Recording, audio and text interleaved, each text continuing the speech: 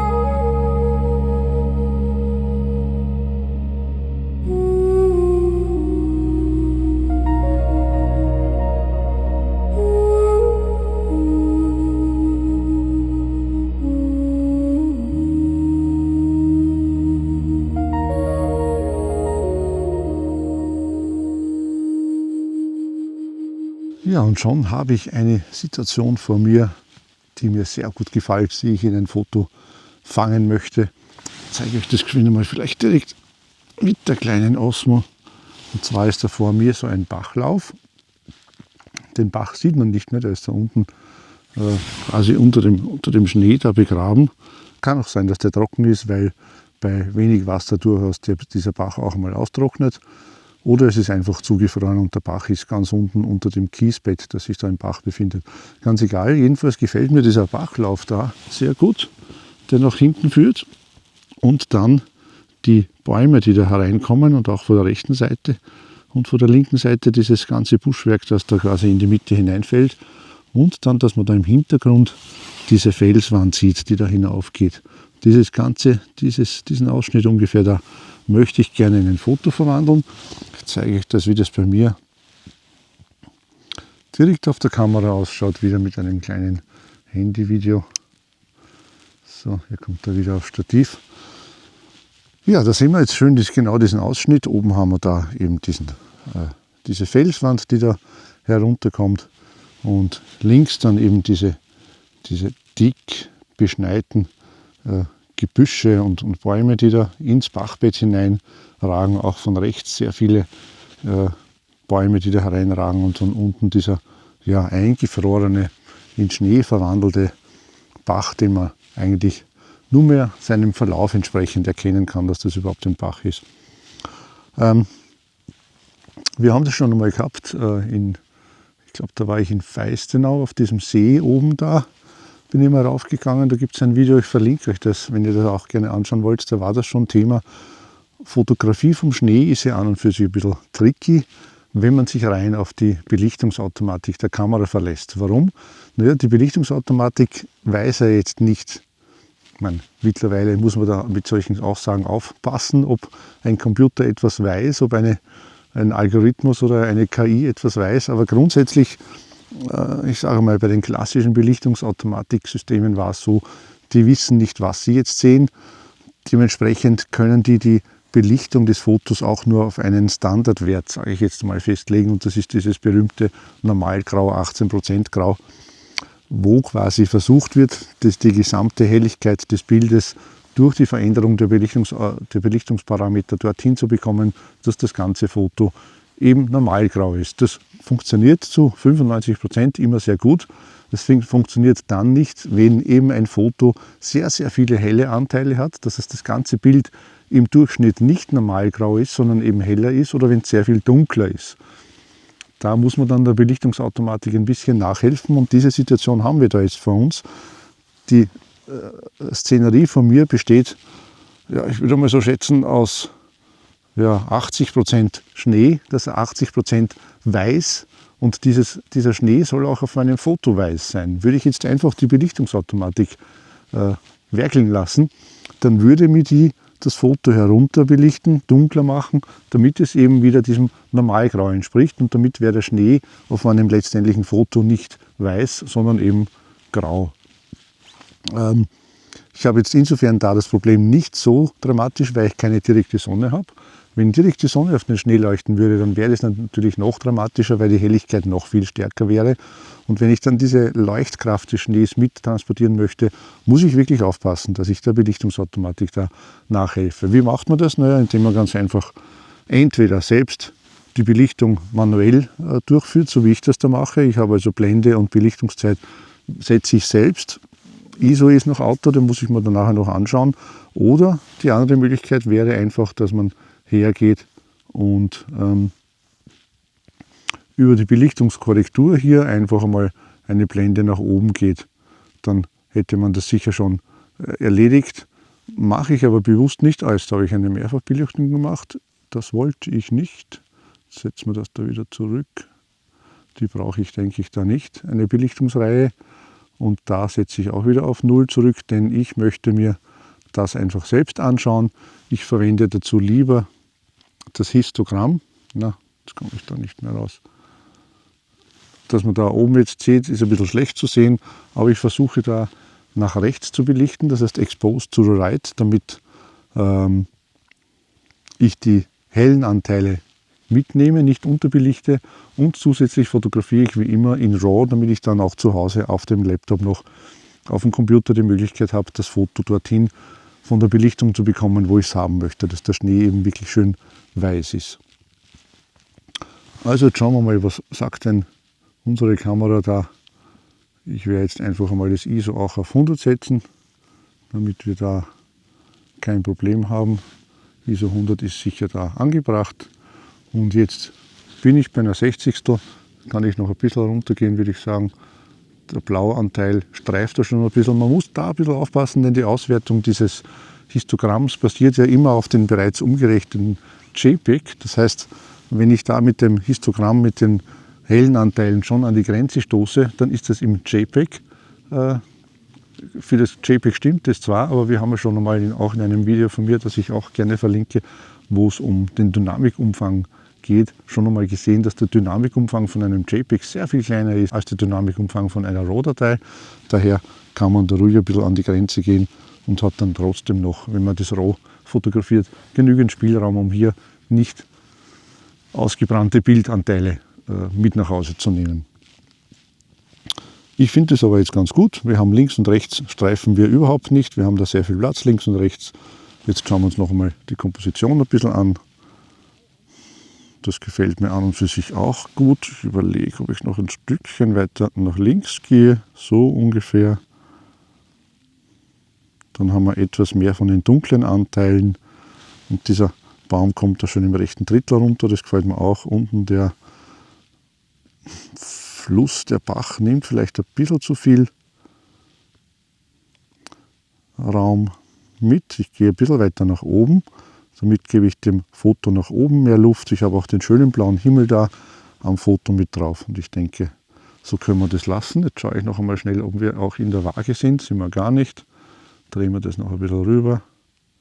So, damit das Foto schön horizontal ist. Jetzt muss ich noch schauen, habe ich meinen 2 Sekunden Belichtungsauslöseverzögerer ein? Habe ich nicht. Da ich vom Stativ ausfotografiere, setze ich den ganz gerne ein, damit da ja nichts verwackelt. Und ich würde sagen, wir machen mal ein Foto. Ich löse ganz gerne mit diesem Touch-Display aus, weil auch da sehr wenig Berührung mit der Kamera passiert und daher kein Verwackeln passiert. Und ja, da oben haben wir das JPEG, brennt uns da ein bisschen aus. Das ist der Teil, wo die Sonne auf diesen Steilhang scheint. Macht mir aber nichts, wie gesagt, wir haben ja das RAW aufgenommen, somit denke ich, habe ich da kein Problem und kann da sicher daraus ein schönes Foto machen. Gut. Dann würde ich sagen, verlasse ich diesen Standort hier, gehe ein bisschen weiter. Ich würde eigentlich ganz gerne runter in diesen Bach marschieren.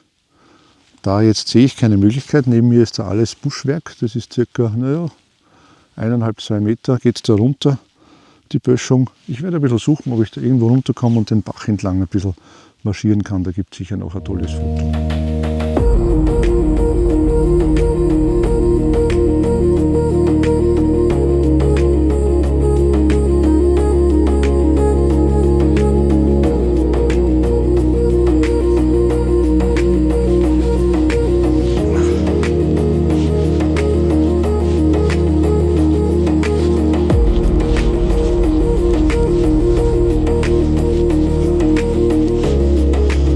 Ja, und in Momenten wie diesen fällt es mir wieder auf, wie wertvoll diese Landschaftsfotografie ganz einfach ist. Nicht wegen dem Foto, das hinten rauskommt. Das ist dann ein schöner Bonus, den man dann vielleicht oben drauf kriegt. Aber das bewusste sich in der Natur bewegen und sich auf, ich sage jetzt ganz einfach, auf das Schöne zu konzentrieren, das hat schon seinen Wert. Das ist eine Art, ja, ich sage mal Dopaminfasten, die einfach ja sehr, sehr wertvoll ist. Aber nicht nur das Fotografieren selbst, sondern auch ein Foto von der Landschaft, das Foto, das dann entsteht. Ich drucke mir die ja aus mittlerweile, ich habe ein paar von mir zu Hause aufgehängt und schon nur wenn ich das Foto anschaue, dann ist es schon ja, ein Reminder, ein bisschen runterzukommen, ein bisschen das Bewusstsein auf das Schöne zu lenken, nicht ständig in diesen ja, Negativschleifen zu verfangen, was leider heutzutage gar nicht so leicht ist, wenn man halbwegs aktuell und up-to-date sein möchte und Nachrichten schaut. Ja, ist es schwieriger denn je. Es war schon früher immer ein bisschen ein Problem, dass wir gesagt haben, wo bleiben eigentlich die Good News? Mittlerweile, ja, schön, dass es den Podcast jetzt mit dem, wie er geheißen, Klaus Schwertner gegeben hat. Ein kleiner Lichtblick, aber ansonsten ist das, was da jetzt aktuell passiert, weltweit nicht besonders schön. Umso wertvoller ist es, wenn man sich so eine Auszeit nehmen kann und entweder hinausgeht oder einfach ein Foto an der Wand hängen hat und sich das ab und zu für ein paar Sekunden oder ein bisschen mehr anschaut und rauskommt aus dieser Schleife, aus diesem ja, hochgetakteten Irrsinn, in dem wir uns oft leider finden müssen oder glauben zu müssen. Ja, ich marschiere jetzt weiter. Ich hätte noch gerne ein Makrofoto gemacht. Ich habe auch meine Makrolinse dabei. Ist aber gar nicht so leicht. Schnee und Makro, vielleicht so ein bisschen so eine vereiste Fläche irgendwo, wenn da was Schönes kommt. Ja, ich suche einfach weiter, halte meine Augen offen und marschiere durch eine wunderbare Winterlandschaft. Und ich freue mich, dass ihr auch da heute dabei seid.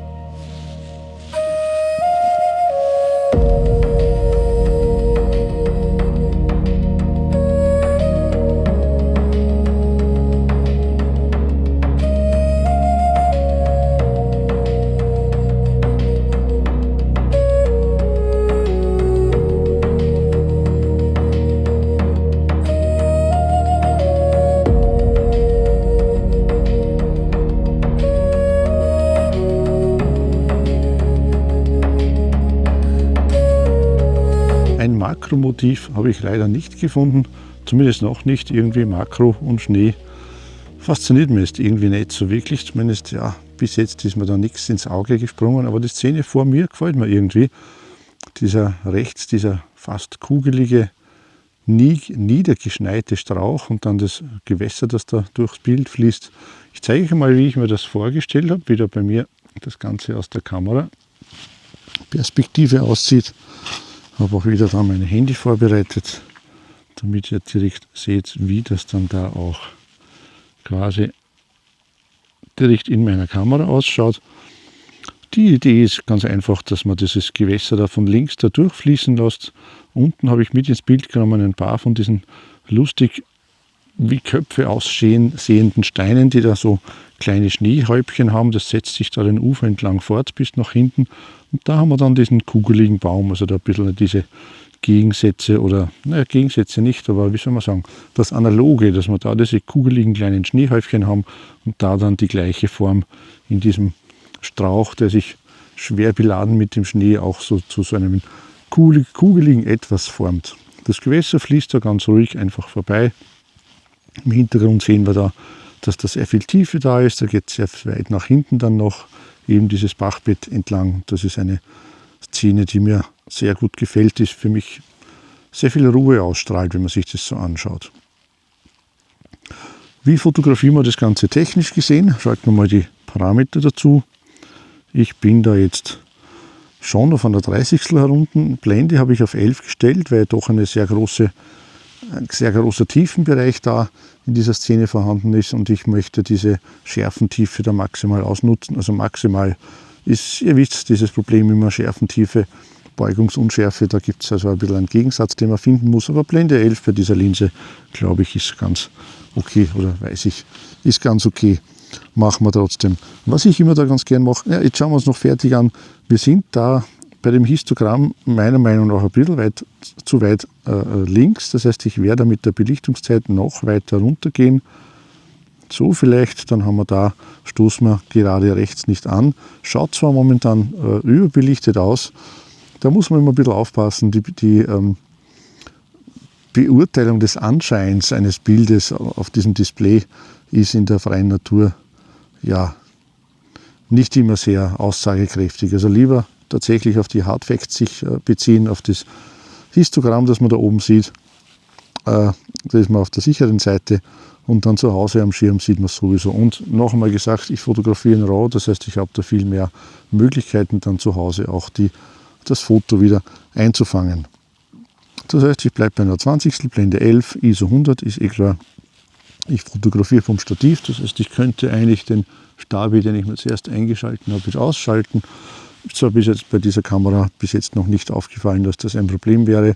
Bei manchen Kameras gibt es ja das Problem, dass die nicht erkennen, dass sie auf einem Stativ stehen und dann der Stabi irgendwie beginnt, komische Bewegungen zu machen und dann das Foto verwackelt wird, obwohl es am Stativ ist.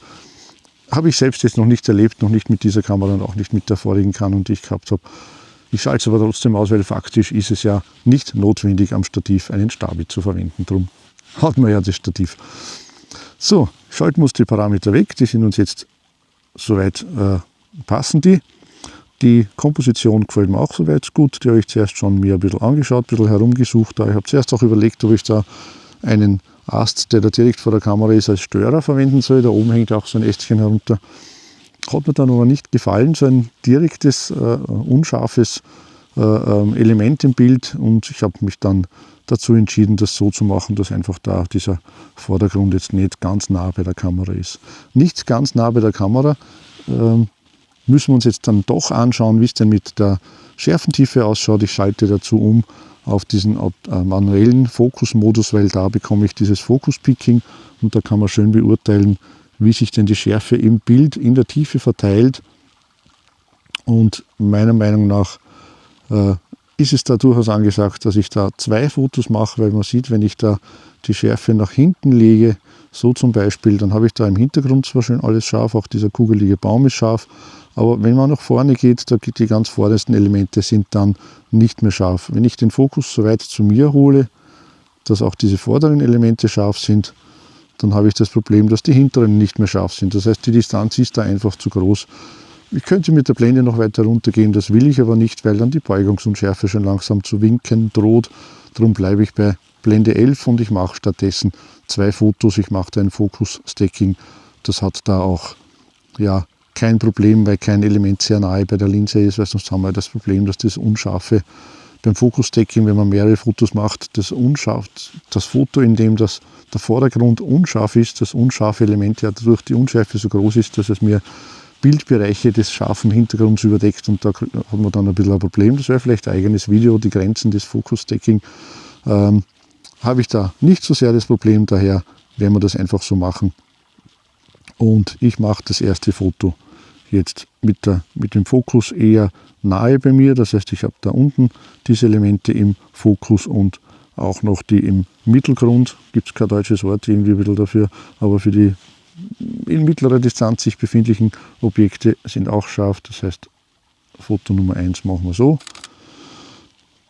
Und dann für die zweite Aufnahme lege ich jetzt den Fokus etwas weiter nach hinten. Da sehen wir dann, dass der Hintergrund schön rot zu leuchten beginnt, weil jetzt da eben die Kamera die Schärfe entdeckt und mir mit diesem Fokus Peaking kenntlich macht, dass wir da jetzt die Schärfe drauf liegen haben. Zweite Foto für den hinteren Bereich.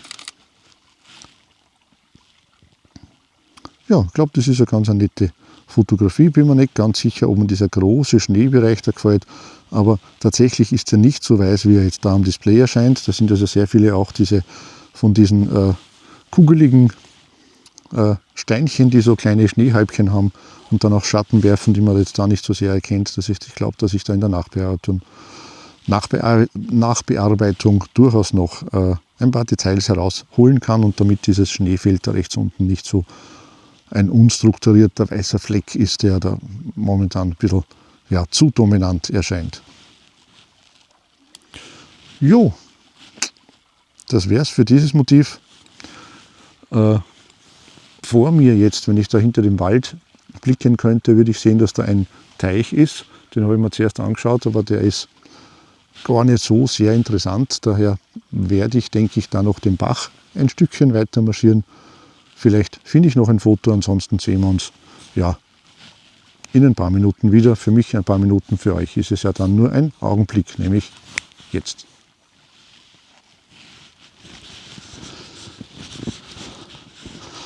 Ja, ein paar Tipps möchte ich euch schon noch mitgeben für das Fotografieren im Winter.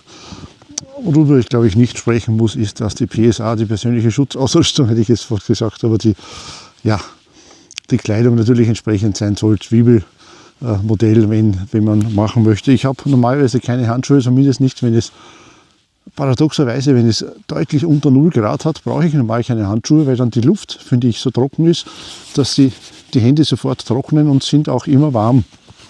Falls ich doch Handschuhe verwende, dann habe ich solche, die da so ein Fingersystem haben. Das heißt, ein Fäustling, den ich dann aber einfach abnehmen kann, damit ich die Kamera bedienen kann. Und dann, wenn ich fertig bin, kann ich das da wieder überziehen, damit man also wirklich dann warme Hände hat. Ganz ein praktisches System, das ich da vor einiger Zeit schon entdeckt habe und ganz gern nutze. Aber wie gesagt, ich habe Handschuhe selten an. Anders schaut es natürlich mit der technischen Ausrüstung aus. Da sollte man natürlich schauen, dass die Akkus im Warmen sind. Ein bisschen blöd ist das bei solchen Geräten wie dem, das mich gerade filmt. Da kann man den Akku nicht rausnehmen. Das heißt, ich nehme einfach das ganze Gerät und habe es in meiner Jackentasche da herinnen. Normalerweise lebt das die ganze Zeit auf dem Stativ, aber jetzt im Winter wird es einfach nach dem Dreh, nach der Aufnahme vom Stativ abmontiert und kommt in meine Jackentasche rein. Somit komme ich mit einem Akku, ich bin jetzt auf deutlich über 50%, ganz gut aus. Zur Not hätte ich noch einen zweiten Akku, den habe ich auch in meiner Innentasche. Auch die Akkus für die Drohne habe ich in der Innentasche von meiner Jacke, damit die immer schön warm bleiben. So dramatisch sind ein paar Grad minus nichts, das ist nicht unbedingt notwendig. Die Kamera ist ja auch hinten im Rucksack drinnen. Der ist jetzt auch nicht so warm, aber der Rucksack liegt doch wieder auf meiner Jacke außen drauf. Das heißt, ein bisschen Körperwärme wird dann auch schon in den Rucksack abstrahlen. Könnte ich ja mal messen, wäre interessant, ob das tatsächlich so ist.